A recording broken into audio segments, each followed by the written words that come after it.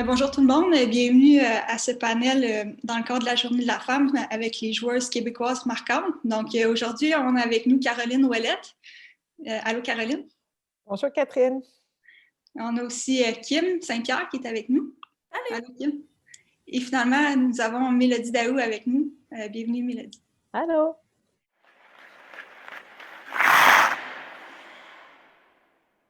Oui, c'est ça. Puis je pense qu'il y en a plusieurs qui ont eu ce parcours-là il y a quelques années. On n'avait pas vraiment le choix si on voulait jouer au hockey. Les opportunités, c'était avec les garçons. Mais je suis tellement heureuse de voir maintenant que les jeunes filles peuvent soit participer à des camps de hockey d'été seulement pour les filles, des tournois de hockey féminin, la ligue collégiale. Tu sais, de voir toutes ces opportunités-là, c'est incroyable.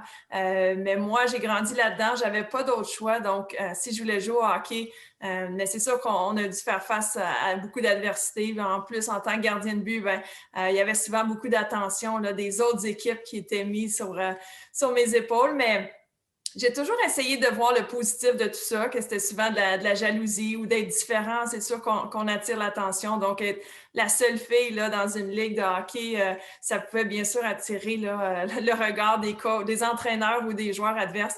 Mais je pense que c'est ça qui m'a aidé à me bâtir une confiance en moi-même, de développer des habiletés de travail impeccables, autant dans les pratiques que dans les matchs. Donc, je voulais vraiment toujours être à mon mieux. Et puis, je pense que c'est ça qui m'a aidé par la suite à faire la transition au hockey féminin.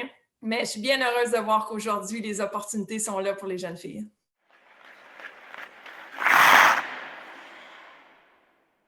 En fait, Kim, on a vécu notre premier camp senior en même temps, puis on a eu la chance de vivre ce premier camp-là à Montréal.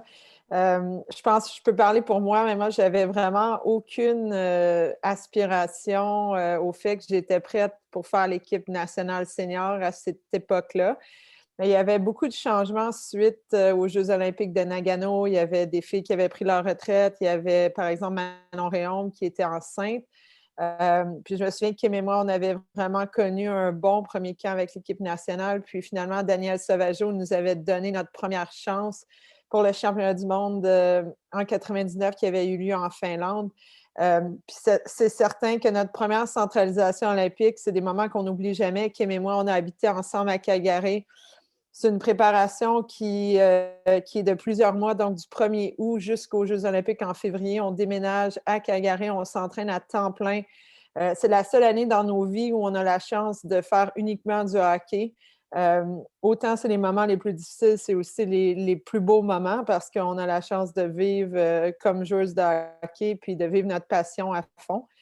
C'était la première fois dans le programme de l'équipe canadienne qu'on avait eu un bootcamp l'été précédent. Donc, c'était presque 5 semaines d'entraînement ensemble. Puis vu que Danielle Sauvageau, c'était notre entraîneur-chef, elle a organisé le tout au Québec, donc à la base militaire de Valcartier. Puis je vais toujours me souvenir comment difficile ça avait été, juste le volume d'entraînement, des journées bien remplies, surtout comme jeune athlète. Pour moi, ça avait été très, très demandant. Mais il y a des moments spéciaux, des moments magiques qu'on n'oublie jamais. Je me souviens qu'on avait passé la fête de la Saint-Jean là-bas et nos Ontariennes, nos filles, nos anglophones de partout au Canada, ils étaient venus sur les plaines d'Abraham célébrer la Saint-Jean avec nous. Je me souviens qu'ils étaient inquiets de parler qu'ils ne voulaient pas que les autres se rendent compte qu'ils étaient uniquement anglophones. Fait que ça avait été très, très drôle. Ça nous avait vraiment mis dans une excellente forme physique pour être en mesure de commencer notre centralisation au mois d'août.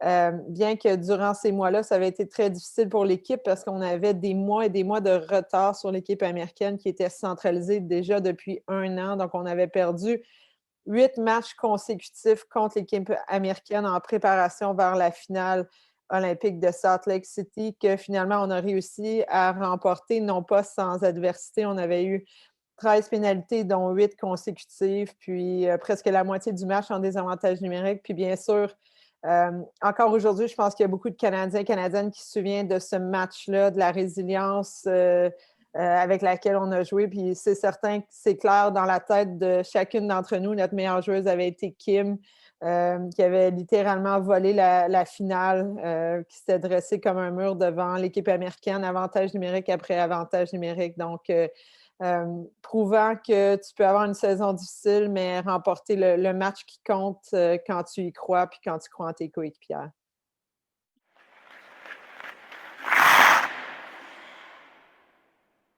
D'abord, merci Caro pour les éloges, mais pour moi, 2002, c'est l'exemple d'un travail d'équipe. Vraiment, tout le monde, sans la participation là, de toute l'équipe, autant dans les désavantages numériques que quand c'est le temps de faire un but ou de s'assurer que tout le monde garde son calme.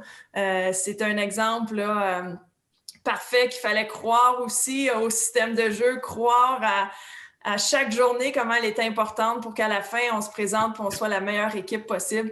Mais comme Carole l'a si bien dit, là, on a fait face à beaucoup d'adversités. Puis je pense que c'est ça qui a fait que dans des moments difficiles comme une finale olympique en territoire américain, bien, on savait qu'on pouvait se regarder puis avoir confiance l'une en l'autre. Et puis, en marquant le premier but aussi, ben ça nous a comme enlevé énormément de pression. Puis on a réussi, là, on dirait, à chaque désavantage numérique qu'on réussissait à s'en sortir, ben on gagnait un morceau de robot, puis un autre morceau de robot, puis on dirait que j'avais le feeling là, que rien pouvait nous atteindre. Et puis, même les entraîneurs, là, dont Daniel Sauvageau en arrière du banc, aurait pu aussi perdre les pédales facilement, puis se fâcher parce qu'il y avait tellement de pression sur ce match-là.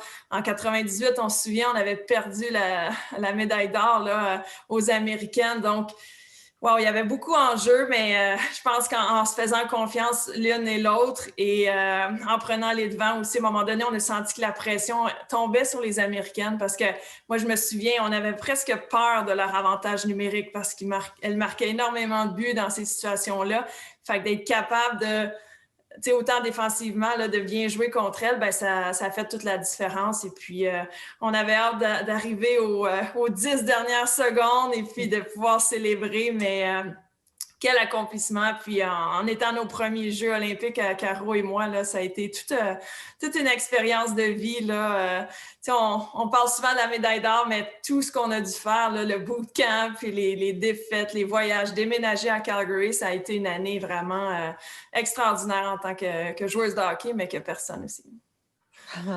Ah oui, trop beau! Tu peux nous parler un petit peu Phase de bébé feeling à ce moment-là, puis quand vous avez entendu l'hymne national canadien là, après le match? C'est des beaux moments, hein? Puis on voyait, en tout cas pour moi, là, on voit toujours les athlètes mordre leur médaille d'or, là. Fait que c'était comme, OK, il faut faire ça, nous autres ici. Mais quelle belle photo, là, c'est ça, j'en garde tellement un précieux souvenir. Puis c'est sûrement la même chose pour Mélo et Caro. On a grandi dans le monde du sport, puis on a toujours voulu accéder aux Jeux olympiques. Puis pour moi, c'était dans n'importe quel sport. Je rêvais d'y arriver. Et puis finalement, ça a été au hockey féminin, mais c'était l'aboutissement d'un rêve d'une vie. Nos parents, Caro et moi, étaient là dans les estrades. C'est comme ma mère, mon père, la mère à Caro, c'était de pouvoir les regarder puis de voir leur sourire parce qu'on sait comment l'implication des parents est tellement importante pour aider les jeunes, pas nécessairement à arriver aux Olympiques, mais juste à se développer dans le sport. Donc, pour moi, c'était si important là, de pouvoir célébrer là, avec mes parents là-bas, puis surtout avec Caro parce qu'on avait vécu tellement de belles années, d'avoir la chance d'habiter ensemble. Notre première journée qu'on est arrivé à Calgary, on ne savait pas dans quoi qu'on s'embarquait. On a trouvé la clé en dessous du tapis, puis on a ouvert la porte, puis tu sais, let's go, on a foncé dans cette aventure-là. Donc, vraiment, là, un de mes plus beaux souvenirs, c'est sûr, les Jeux de Salt Lake.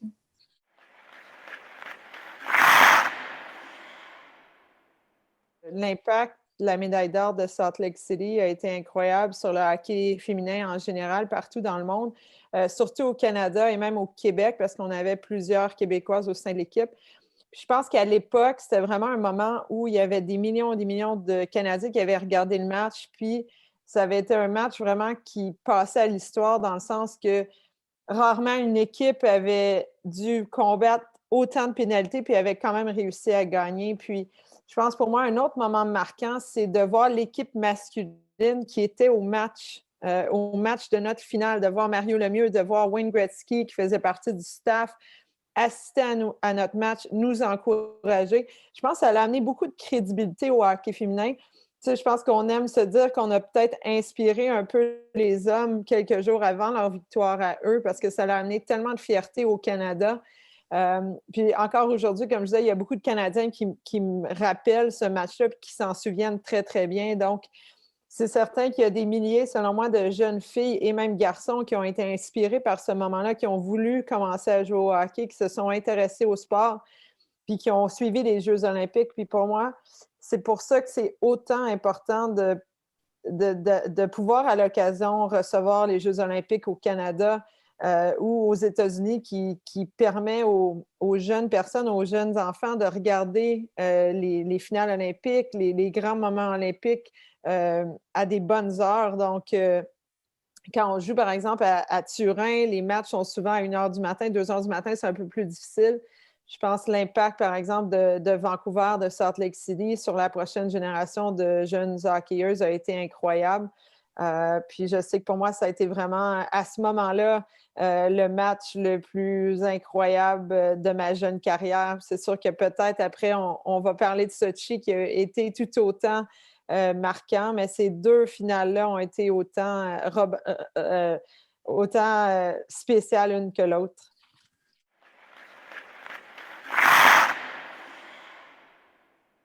C'était justement ma première game que je regardais de hockey féminin à la TV.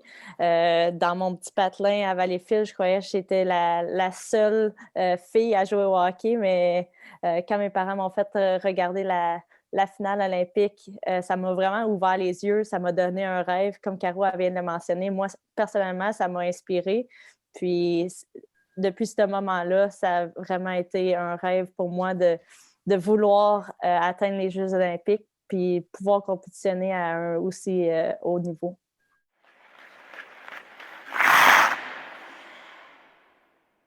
Ça m'a apporté beaucoup de choses, je te dirais, quand je suis arrivée ma première année avec les filles au Lac-Saint-Louis, encore là, c'était comme un rêve qui se réalisait parce que toute mon enfance, j'ai dû jouer avec les gars parce qu'il n'y avait pas d'équipe de filles. Donc, de voir l'évolution du hockey féminin, c'est ça qui est inspirant, de voir qu'il y a plus en plus de filles qui jouent au hockey.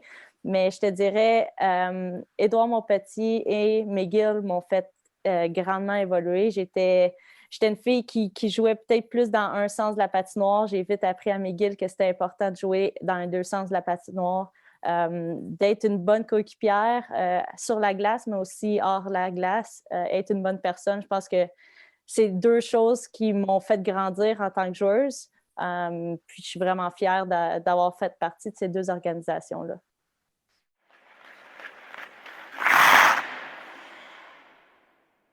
Je pense juste revoir les images, c'est quasiment toujours un scénario de film qu'on a vécu. Puis je pense comme téléspectateur, j'ai réalisé en regardant, par exemple, la finale olympique de Pyeongchang que c'est beaucoup plus stressant que quand tu es dans le moment, quand tu es dans l'action.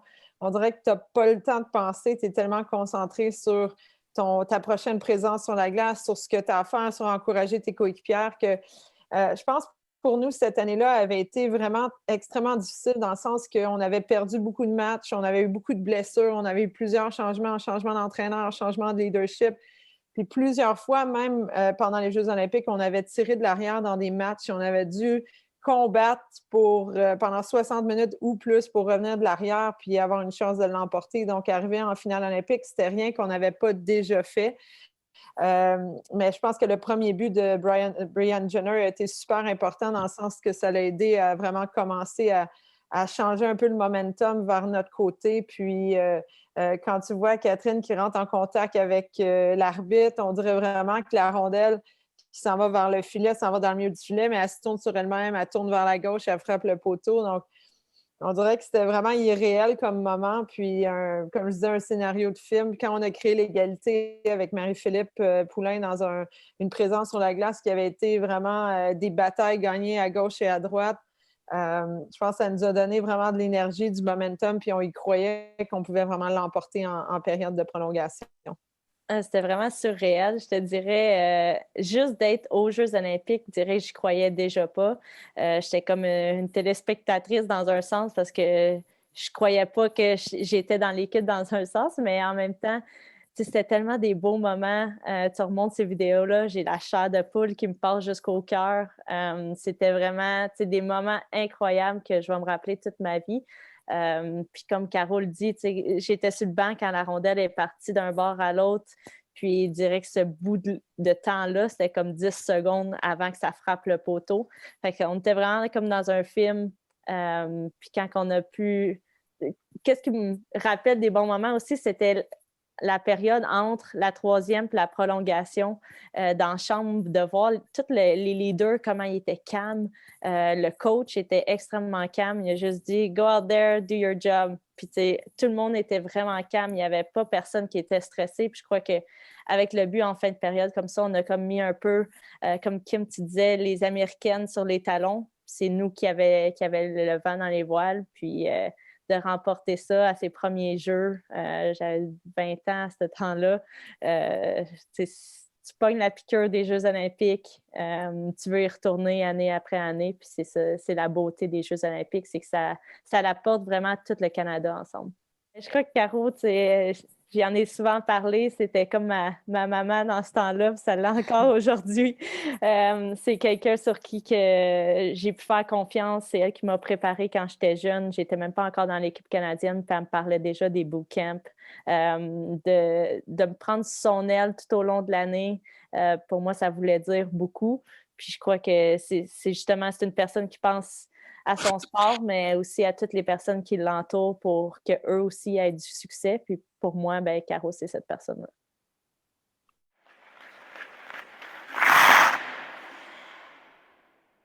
Quelle expérience pour moi.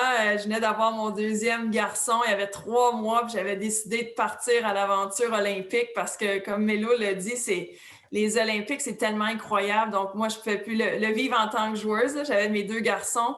Fait que quand j'ai eu l'opportunité de joindre l'équipe de Radio-Canada, je ne pouvais pas dire non. Mais c'était difficile de vivre ça à distance parce qu'on ne pouvait pas vraiment voir les joueuses non plus. Mais je savais qu'elles étaient là, je savais ce qu'elles vivaient.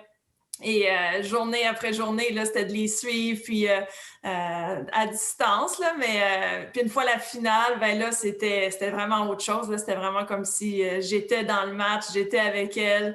Le stress de voir la rondelle là, partir vers le poteau, là, j'étais debout, puis j'ai quasiment soufflé là, pour qu'elle change de direction, mais c'était dur quand même de vivre ça en direct à la télé, il fallait que les mots sortent.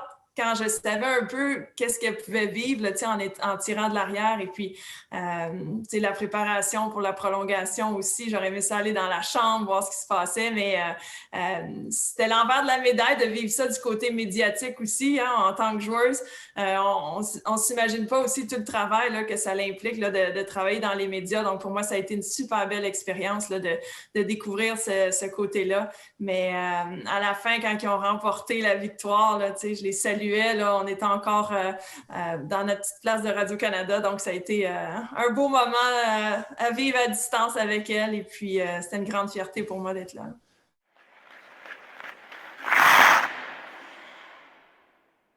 Ça a été certainement un moment sombre pour le hockey féminin. Puis je me souviens, à cette période-là, j'étais au Championnat du monde comme entraîneur avec l'équipe canadienne. Puis je me souviens un peu du choc que ça avait été pour nous toutes. Puis c'est certain que c'est beaucoup de souvenirs incroyables de la Ligue canadienne de hockey, des Canadiennes de Montréal, des Stars de Montréal qui restent avec nous. Je pense que un des problèmes majeurs, c'était le modèle de l'entreprise qui était la Ligue canadienne de hockey féminin qui était le problème, dans le sens que c'était bâti comme une organisation à but non lucratif. Il y avait un budget central pour toute la Ligue.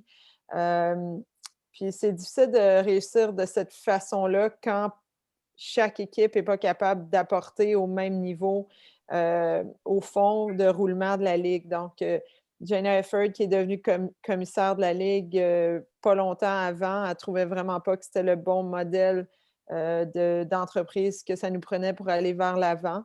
Ça étant dit, j'espère qu'on va pouvoir un jour revenir à une ligue similaire où on a des équipes, peut-être qu'on voit la renaissance des Canadiennes de Montréal, parce que malheureusement, ce qui me déçoit au plus haut point, c'est que les gens du Québec commençaient à vraiment s'associer à cette équipe-là.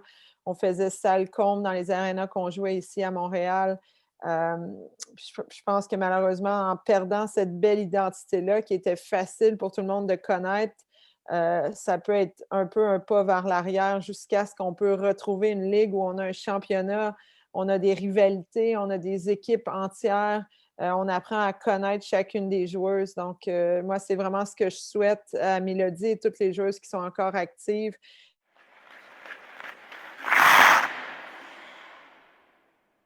Quand que ça a été mis sur la table qu'on n'avait plus de ligue, on a créé cette association de joueuses-là pour vraiment défendre qu'est-ce qu'on valait.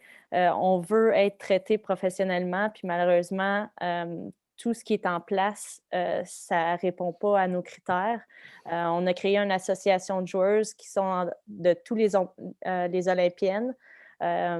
Puis, dans le fond, on a un but commun, c'est vraiment de se faire traiter également dans un sens au sport que les gars y ont. C'est sûr que ça ne sera pas la même paye, on ne parle pas de ça, mais juste d'avoir des temps de pratique qui ne sont pas à 9 heures le soir pour tout le monde au travers de la ligue, d'avoir un physiothérapeute qui va être là à chaque pratique, à chaque game, avoir quelqu'un qui s'occupe de aiguiser nos patins, que les filles n'avaient pas besoin d'aller au Rousseau Sport la fin de semaine. C'est toutes des petites choses qui font en sorte que présentement, on n'a pas de ligue, puis on n'est pas prête à s'allier avec une autre ligue qui n'ont pas les mêmes buts en commun que nous. Donc, c'est pour ça qu'en ce moment, on ne s'allie pas avec la NWHL qui est là. Puis Caro, elle l'a mentionné, c'est sûr qu'on s'attend avec d'une entente avec la Ligue nationale. C'est notre rêve. Je pense que le modèle que le WNBA y ont en ce moment avec le NBA,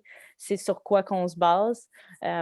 Puis on a des gens haut placés comme Billie Jean King qui nous aident à aller au travers de tout ça en ce moment, puis qui est une ressource pour le hockey féminin, mais aussi tous les sports féminins. Elle a été avec le soccer, le tennis. Donc, c'est sûr que c'est compliqué. Je pense que tous les gens qui suivent le hockey féminin, il y en a qui sont au courant, il y en a d'autres qui ne sont pas, il y en a qui sont perdus là-dedans dans toutes les informations. Puis on l'est presque tout autant qu'eux parce qu'en ce moment, on attend.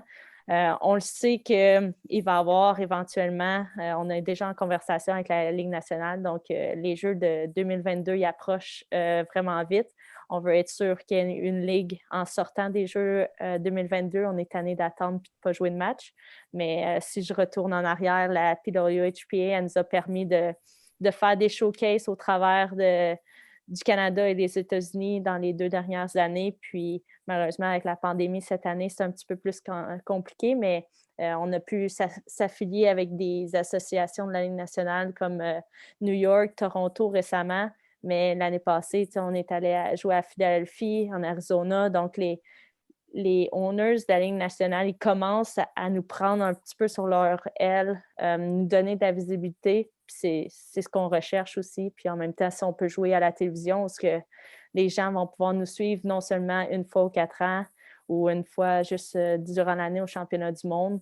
Je crois que c'est justement comme ça qu'on va attirer de plus en plus le marché pour que le hockey féminin finalement se développe et qu'on se fasse traiter de la bonne façon.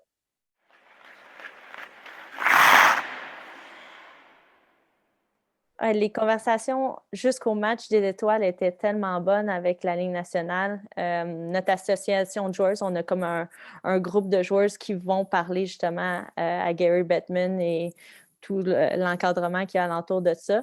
Puis, c'est sûr que les conversations allaient super bien. Malheureusement, présentement, tout le monde est frappé à la réalité de la pandémie. Ça recule les choses, mais je crois que leur intention de vouloir supporter le hockey féminin reste le même. Je pense qu'ils ont dans un sens, ils n'auront pas le choix d'embarquer s'ils veulent nous prendre en considération. Puis si jamais ce n'est pas ça, on a un plan B avec des investisseurs, c'est sûr, mais je crois personnellement, puis toutes les joueuses de la PWHPA, on veut s'enligner vers ça parce que c'est eux qui vont nous donner la visibilité de pouvoir performer à un niveau professionnel. Puis je crois que c'est ça qu'il nous faut dans le hockey féminin dans les prochaines années.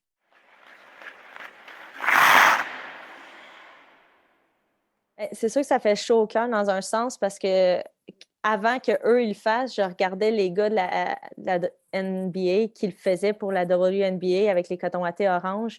Puis moi, je trouvais ça vraiment flatteur dans un sens parce que tu sais que tes gars qui font des millions et des millions, qui te supportent, ça n'en dit long sur une ligue, ça n'en dit long sur la relation entre les deux équipes. Puis présentement, c'est sûr que c'est une affaire de médias aussi, mais finalement, tu sais, les agents des joueurs puis la Ligue nationale leur ont finalement donné le go pour pouvoir nous supporter, tandis qu'auparavant, quand ils ne savaient pas un petit peu c'était quoi la différence entre la PWHP et la NWHL, ils ne pouvaient pas le faire, ils ne pouvaient dire aucun commentaire. Donc, finalement, de voir le progrès des joueurs qui puissent maintenant mettre ça sur les réseaux sociaux, puis de voir aussi les équipes comme New York et Toronto et sûrement plusieurs d'autres qui s'en viennent nous supporter, ça nous met vraiment un pas dans la bonne direction. Puis je crois que pour les joueurs dans le P-Dub en ce moment, ça nous donne espoir pour le futur.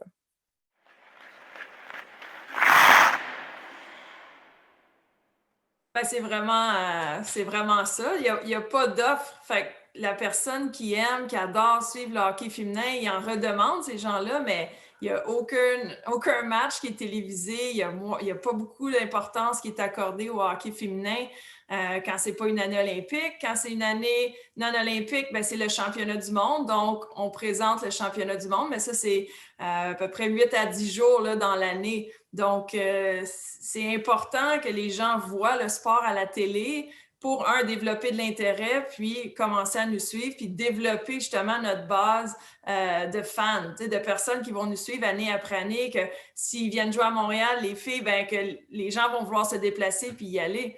Mais c'est pas en présentant 1 ou 2 matchs par année que ça va fonctionner. Donc, je trouve ça triste un peu de nous entendre parler de 2002 quand on avait créé tant d'engouement et les Olympiques, puis là, on est presque 20 ans plus tard. En 20 ans, notre sport, c'est quand même le hockey qui est notre sport national. Fait que c'est triste un peu de voir qu'on n'a pas eu la chance de voir une meilleure évolution. Peut-être qu'on aurait dû plutôt tenter une association avec la Ligue nationale de hockey, mais avec la Ligue canadienne qui avait fait ses débuts, ben, c'est ça qu'on espérait un jour qu'ils deviennent notre ligue professionnelle. Mais là, je pense que les filles ont pris leur avenir en main, ils ont pris le hockey féminin en main, autant les Canadiennes que les Américaines. Donc, je pense que l'association des joueuses, elle est forte, elle a un bon leadership.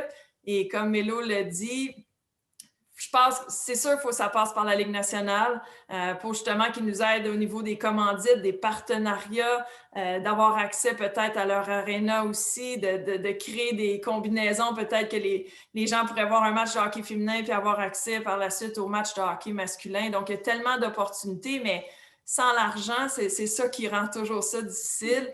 Et les médias vont vouloir montrer des matchs à la télé si on s'assure que les gens le regardent. Et puis, je pense que le hockey féminin, c'est en plein essor. Les filles investissent tellement de temps et s'entraînent même plus que les gars, je suis certaine. Donc, le talent est là. Il faut juste trouver l'opportunité parfaite, justement, pour créer cette ligue-là et qu'elle soit durable. C'est sûr que la Ligue nationale, je les comprends, avant d'investir, il faut que ça soit un produit qui ait du talent, qui ait 4 bonnes lignes, d'attirer les Européennes aussi, mais pour qu'une joueuse européenne décide de venir jouer, quitter sa vie là-bas, ça prend quand même un bon salaire. Donc, il y a beaucoup, beaucoup de détails à régler, mais là, je pense qu'on s'y prend de la bonne façon. Et puis, quand ça va commencer, ben ça va commencer pour vrai. Puis, les jeunes filles vont pouvoir rêver un jour de jouer dans cette ligue professionnelle-là.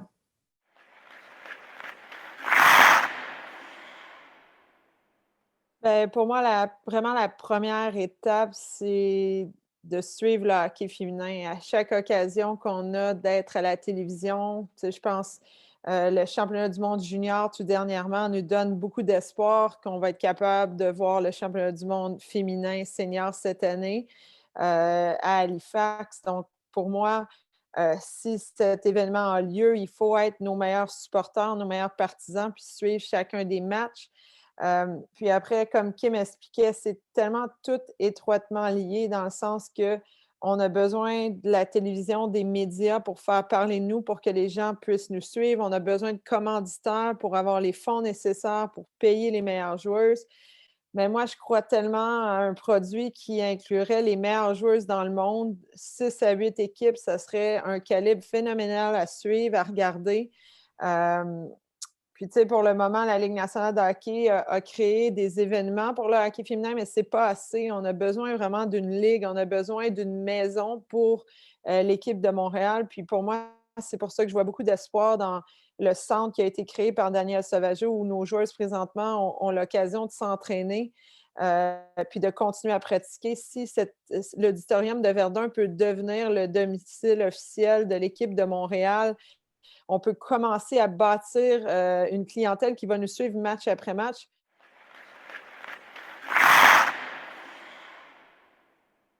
Danielle Sauvageau a fait un excellent travail avec ce centre-là. Elle a travaillé tellement fort pour le mettre sur pied. Je pense que ça fait environ 2 ans qu'elle travaille pour que ça arrive. En plus que ça arrive durant une pandémie puis qu'elle sécure des commanditaires. Je peux vous dire qu'elle n'a pas beaucoup dormi cette dernière année, mais on est vraiment chanceuse de l'avoir parmi nous.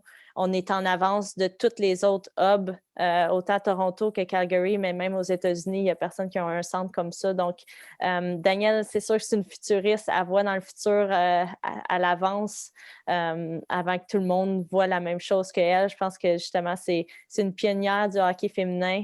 Puis de l'avoir avec nous, d'avoir créé ce centre-là où ce qu'on peut être sur la glace à chaque jour. Durant une pandémie, il n'y a personne qui a ça, autant en équipe qu'individuel.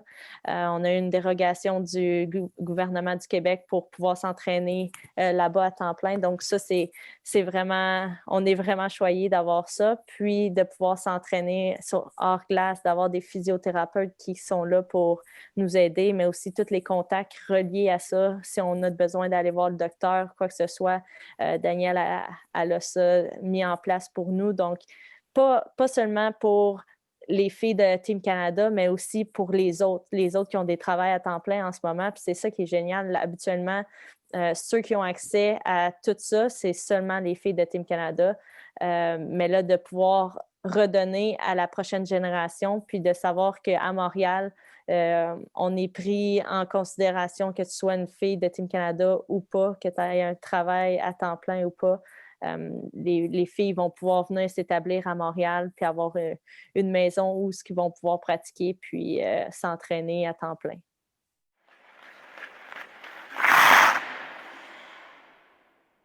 C'est hyper valorisant. Je pense que je parle probablement pour Mélo et Kim.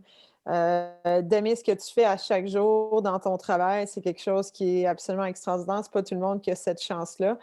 Puis pour moi, au début, ça a commencé comme un peu un sens de responsabilité que je ressentais de redonner à mon sport qui m'avait autant apporté. Parce que souvent, je pense, surtout Kim et moi, à notre âge, un peu plus âgé que Mélo, on rencontre beaucoup de femmes qui nous disent j'aurais tout fait pour jouer au hockey, mais je ne pouvais pas, mes parents ne voulaient pas. Puis moi, honnêtement, c'est une grande source de motivation pour moi que ça n'arrive pas aux jeunes filles aujourd'hui parce qu'il y a encore beaucoup de barrières souvent dans les familles pour laisser une jeune fille jouer au hockey. Donc, pour moi, la motivation est là de vouloir créer des programmes qui vont amener des filles à essayer le hockey, à s'y accrocher, à tomber en amour, à voir toutes les opportunités, à rencontrer des Olympiennes, des modèles de réussite extraordinaires que représentent nos joueuses de l'équipe canadienne, non seulement sur la glace, mais au niveau académique aussi. La plupart de nos filles ont un bac universitaire, ont une maîtrise. Ça va de soi que c'est des super modèles. Comme jeune maman, moi-même, je ne peux pas penser à des meilleurs modèles que nos filles des Seigneuses de Concordia quand on a la chance d'amener nos jeunes filles pour passer du temps avec elles. Donc, de tout connecter le beau monde du hockey féminin.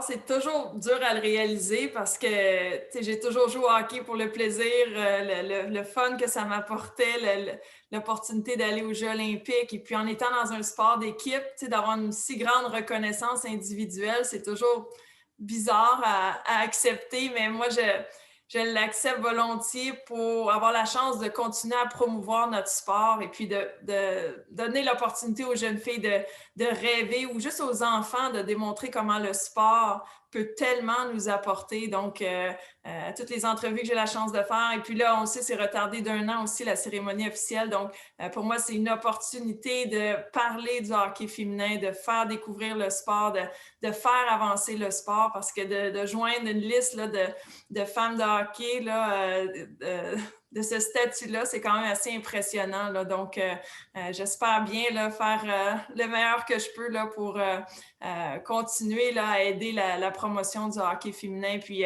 aider les jeunes à vouloir jouer au hockey aussi. Comme Mélo en parlait, là, le centre de Daniel Sauvageau, c'est important pour les filles, les joueuses de hockey élite, mais le développement est tellement important. Tu sais, que les jeunes filles voient du hockey à la télé pour rêver un jour de jouer au hockey, non pas pour le Canadien, mais pour les Canadiennes de Montréal. Tu sais, c'est vraiment ça qui est important pour moi. Et puis, avec le centre, ben c'est ça donne une opportunité aux filles qui terminent le cégep, l'université, ben de continuer à se développer pour espérer atteindre les plus hauts niveaux. Donc, c'est tellement beau de voir les écoles de hockey de Caro puis de Mélo aussi, le nombre de jeunes filles qui passent par là. Puis, elles grandissent tellement là, au bout de la semaine ou à la fin du tournoi de Caro. Donc, moi, je veux juste continuer dans ce sens-là et puis d'offrir le plus possible d'opportunités là, aux enfants de faire du sport puis de croire en eux.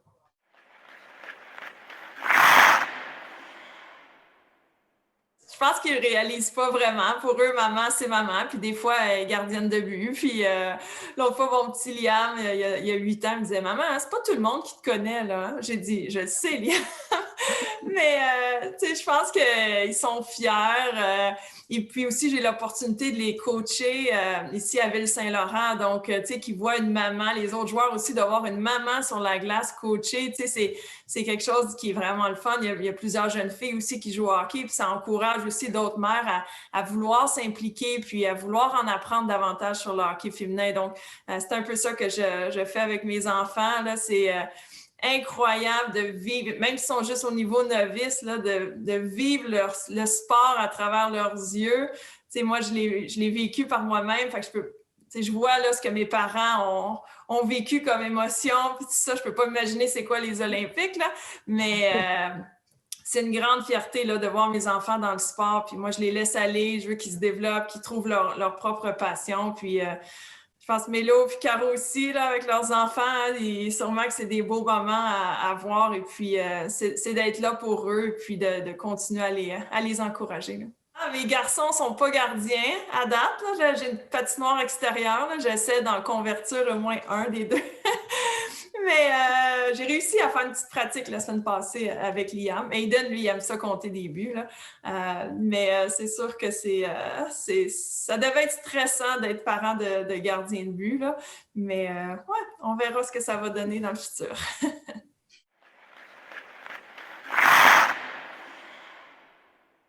Oui, définitivement. On revient justement de Calgary. On était là-bas pendant 2 semaines en camp fermé dans une bulle. On a joué 4 matchs intra-équipe, puis c'était 4 matchs de championnat mondial qu'on a joué une contre l'autre. Là, ça a fait tellement du bien. Ça faisait 11 mois qu'on ne s'était pas retrouvés, l'équipe nationale, ensemble. Donc, la compétition était au rendez-vous. Je pense que tout le monde était vraiment content d'être là. Il n'y a personne qui voulait retourner à la maison après 2 semaines. On voulait juste continuer à jouer des matchs. Puis, on se prépare comme qu'on peut. Tout le monde est dans des situations tellement différentes. Ici, à Montréal, on est choyé, on a le centre. Mais à Calgary, ils ne peuvent même pas s'entraîner dans un gym où ils n'ont pas le droit d'être plus que 2 à la fois sur la glace encore à ce temps-ci de l'année. Donc, c'est des réalités tellement différentes. Puis, aux États-Unis, ils peuvent jouer des matchs de hockey à chaque fin de semaine. Donc, tous les pays, je pense, vont être à des niveaux différents. Puis, l'important, c'est d'être prête mentalement, puis d'être prête à donner tout ce qu'on a. Puis j'ai vraiment confiance en notre équipe là, présentement. On a vraiment une belle équipe, un bon staff. l'équipe est vraiment gelée ensemble en ce moment. Donc, des fois, c'est ça qu'il faut pour remporter un championnat. C'est pas nécessairement les meilleurs joueurs qui vont gagner, c'est vraiment d'avoir une équipe soudée. Puis présentement, c'est ce que je ressens. C'est ça qu'on a pour l'équipe canadienne. Puis on attend justement les dates du championnat mondial avec impatience, mais on se prépare à chaque jour comme si le championnat était demain, puis on va être prêts.